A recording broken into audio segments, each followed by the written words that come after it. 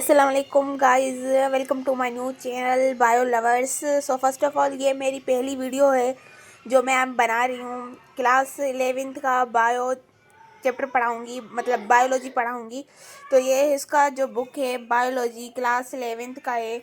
और मेरे सबसे पहला जो कॉन्सेप्ट होता है वो होता है कि बुक की रीडिंग जो होती है मस्ट होती है, क्योंकि बुक में ऐसे मेन पॉइंट्स वगैरह निकाले होते हैं। और इवन की टेस्ट बोर्ड वगैरह एग्जाम में भी जो टेस्ट वगैरह आती है वो बुक से आते हैं। ज़्यादातर बच्चे ऐसे करते हैं कि जो टीचर उन्हें टॉपिक पढ़ाता है फिर वहीं डिस्कस वहीं जो है अपनी कॉपी पे नोट करके वहीं मतलब रिमेंबर करके वो लिख के आते हैं कॉपी पे। पर अगर बोर्ड के एग्जाम में देंगे तो वो उनसे अलग होता है, क्योंकि बोर्ड के एग्जाम में जो भी सारा सिलेबस आया होता है वो सारा बुक में से आया होता है।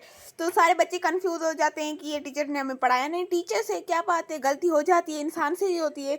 एक दो टॉपिक छूट जाते हैं, इसीलिए कहते हैं कि हम बुक लेते क्यों हैं, बुक इसीलिए लेते हैं कि हम वहाँ से कुछ हेल्प ले सकें, हम अपनी तैयारी कर सकें टेस्ट की। अब आप सोच रहे होंगे कि ये मैंने कॉन्टेंट्स वाला जो है पेज ये क्यों खोला हुआ है। काफ़ी सारे बच्चे जो होते हैं 11th क्लास में आकर ही 10th क्लास में उन्हें पता चलता है कि 11th क्लास में जूलॉजी है, बॉटनी है और बायोलॉजी अलग से है।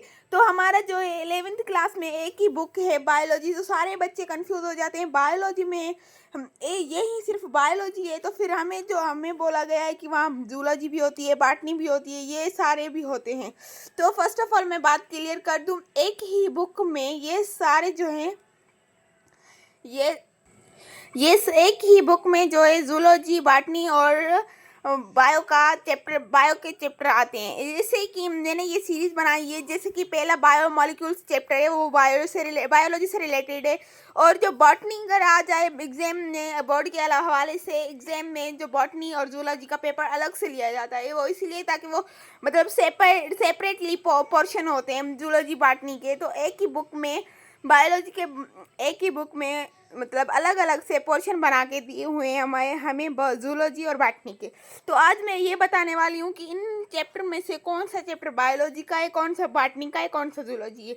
तो फर्स्ट ऑफ ऑल देख सकते हैं मैंने इसके सामने पहले से ही लिख लिया है ताकि किसी को भी कोई भी कन्फ्यूजन ना हो। जैसे कि पहला बायोमॉलिक्यूल्स है, ये चैप्टर किसका है, बायोलॉजी का। Enzymes biology, cell structure function biology, सारे बायोलॉजी के यहाँ से 1 to 7 तक बायोलॉजी के। और जो डाइवर्सिटी अमंग प्लांट्स ये है बॉटनी हम 9th क्लास में फर्स्ट चैप्टर में पढ़ के आए हैं। Botany, zoology, microbiology. बॉटनी में क्या करते हैं, हम प्लांट्स की स्टडी करते हैं। यहाँ क्या लिखा हुआ है, जहाँ लफ्ज प्लांट्स आएगा तो वहाँ हम बॉटनी की स्टडी करेंगे। ओके, तो डाइवर्सिटी से सॉरी 8 चैप्टर से स्टार्ट होगा 8वां और 10वां। बस ये 2 ही चैप्टर हैं बॉटनी के बायोलॉजी के बुक में। बायोलॉजी के बुक में 2 ही चैप्टर है बॉटनी के। ओके, जूलॉजी जो हो रहा है वो हो रहा है 9th से स्टार्ट हो रहा है। 10th का तो बॉटनी हो गया, 11th 12th 13 14 ये सारे हो गए जूलॉजी के। फर्स्ट ऑफ ऑल ये आप क्लियर कर लो ताकि मैं आगे आकर आप लोगों को पढ़ाऊँ तो आपको कोई भी कन्फ्यूजन ना हो कि बॉटनी कौन सा था, जूलॉजी कौन सा था और बायोलॉजी जो है वो हम पढ़ रहे हैं मेन वो कौन सा था।